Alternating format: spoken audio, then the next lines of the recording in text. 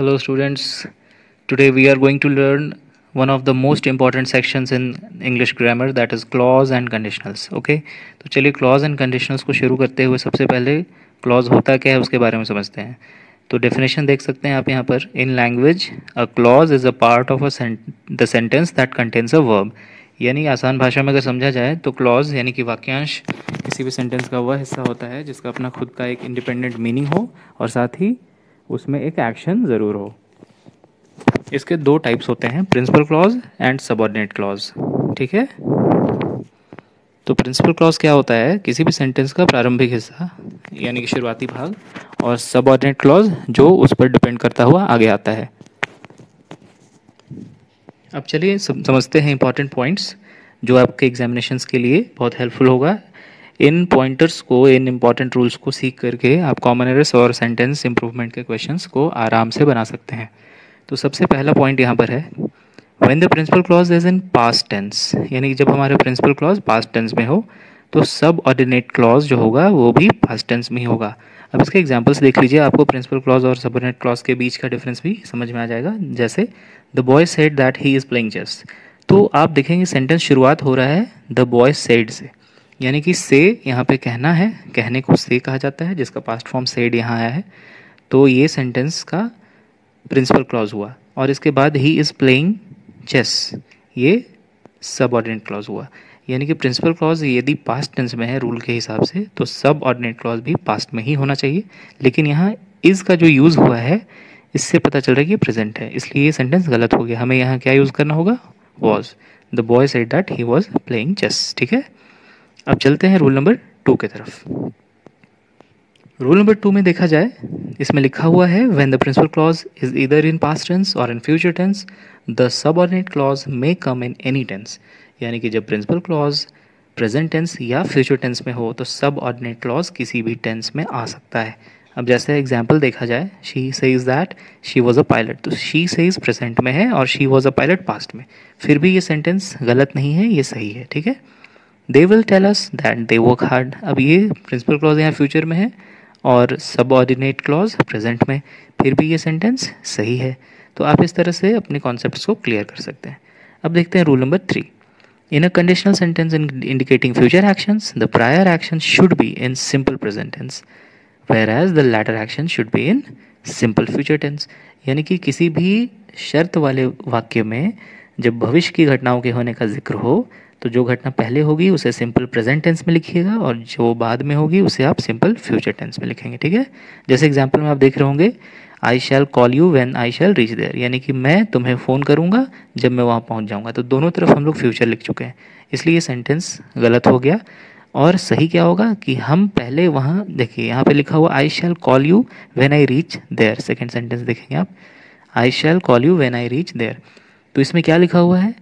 इसमें कहा जा रहा है कि जब मैं वहाँ पहुँचूंगा तब मैं तुम्हें फ़ोन करूँगा, यानी पहले पहुँचूंगा तब कॉल करूँगा. तो पहुँचने का काम यहाँ सिंपल प्रेजेंट टेंस में होगा, इसलिए आई रीच देयर होना चाहिए. ठीक है, जो यहाँ पर सही हुआ.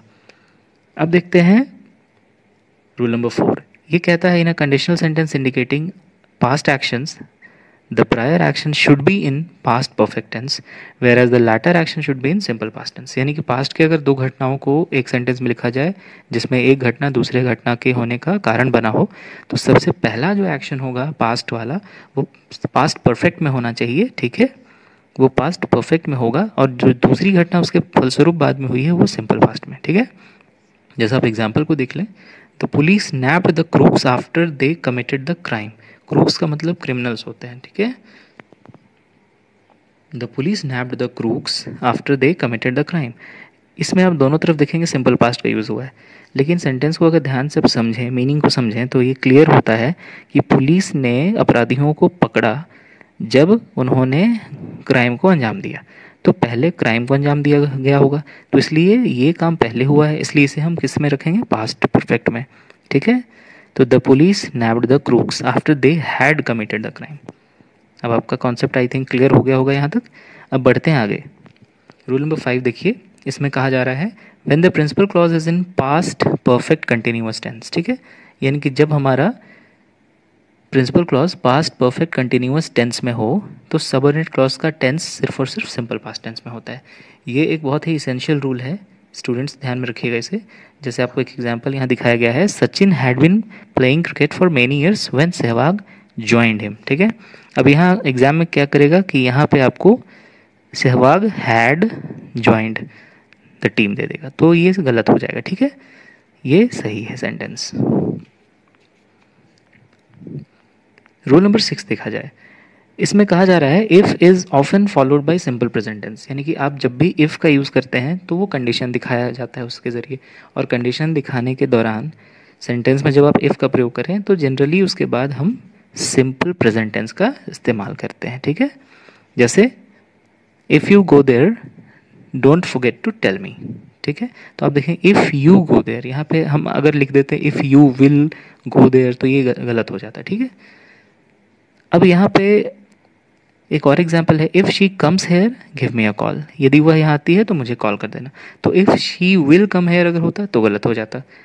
रूल नंबर 7 देखते हैं, ये मैंने आपको एक फॉर्मूला की तरह बताया है ताकि आपको ध्यान में रहे और दिक्कत ना हो समझने में। ठीक है, आप ध्यान से देखिएगा इस रूल या फॉर्मूला को, तो आपको बहुत ही ईजिली समझ में आएगा कि कितना इंपॉर्टेंट है ये एक कंडीशन दिखाने के लिए यूज़ किया जाता है, और ये उस परिस्थिति में कंडीशन दिखाने के लिए यूज़ किया जाता है जब पास्ट की किसी घटना के बारे में हम बात करते हैं।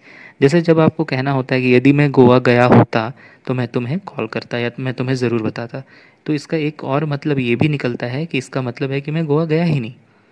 ठीक है, तो हैड के साथ सब्जेक्ट प्लस वर्ब का थर्ड फॉर्म, यानी कि आपको पार्टिसिपल फॉर्म यूज़ करना है, पास्ट पार्टिसिपल फॉर्म यूज़ करना है, प्लस अदर वर्ड्स। तो इसके बाद जो कंटिन्यू होगा हमारा सबऑर्डिनेट क्लॉज, उसका स्टार्टिंग होगा subject plus would have plus V3 plus other words. जैसे आप एग्जाम्पल में देख सकते हैं यहाँ पर, had I been to Goa, यानी यदि मैं गोवा गया होता, I would have told you, तो मैं तुम्हें अवश्य बताता। ठीक है, या मैं तुम्हें बताता। ठीक है, दूसरा सेंटेंस भी देख सकते हैं आप, हैड शी कुक्ड फूड, यानी यदि वह खाना पकाई होती, शी वुड हैव इन्वाइटेड अस, तो उसने हमें बुलाया होता। ठीक है, तो इसका एक मतलब और भी निकल रहा है कि इसका मतलब है कि उसने खाना पकाया ही नहीं। ठीक है, चलिए रूल नंबर 8 की तरफ चलते हैं। ये भी सेम है रूल नंबर 7 की तरह, बस इसका स्ट्रक्चर थोड़ा सा बदल जाता है, तो स्ट्रक्चर को आप इस तरह से दिमाग में रख लें। इसमें आप हैड को शुरू में यूज़ ना करते हुए इफ़ को यूज़ करते हैं, लेकिन सेंटेंस पास्ट परफेक्ट में ही रहता है। तो आप देख रहे होंगे if plus subject plus had plus V3 plus other words, इसके बाद जो हमारा सबऑर्डिनेट क्लॉज फॉलो करेगा वो होगा subject plus would plus V1 plus other words. तो एग्जांपल देख सकते हैं आप, if he had pushed of on time he would reach on time, यानी कि यदि वह समय पर प्रस्थान करता तो वह सही समय पर पहुंचता। ठीक है, if I had learned English I would do a good job, यानी यदि मैंने अंग्रेज़ी सीखा होता तो मैं एक अच्छी नौकरी करता। तो इसका ये मतलब ही निकला कि इसका मतलब है कि मैंने अंग्रेज़ी सीखा ही नहीं। ठीक है, तो इस तरह से हमारे रूल नंबर 8 तक हमने कंप्लीट कर लिया। ठीक है, ये जो भी पॉइंटर्स मैंने आपको आज के इस वीडियो में बताया है, इन सभी पॉइंटर्स को आप नोटबुक में भी लिख लें और अपने कॉन्सेप्ट को वेल बिल्डअप कर लें, ताकि एग्जामिनेशंस में आपको इस तरह के क्वेश्चंस में प्रॉब्लम ना हो। अगर आपको इससे रिलेटेड कुछ क्वेश्चंस देखने हो तो आप SSC CHSL या CGL के प्रीवियस ईयर क्वेश्चन बैंक को आप देखें, आपको बहुत सारे क्वेश्चंस इनसे मिल जाएंगे, एंड आई होप कि आपसे सारे क्वेश्चंस ईजिली बन पाएंगे। तो फिर चलिए मिलते हैं अब नेक्स्ट वीडियो में और जानते हैं डिटेल्स कुछ नए टॉपिक्स के बारे में।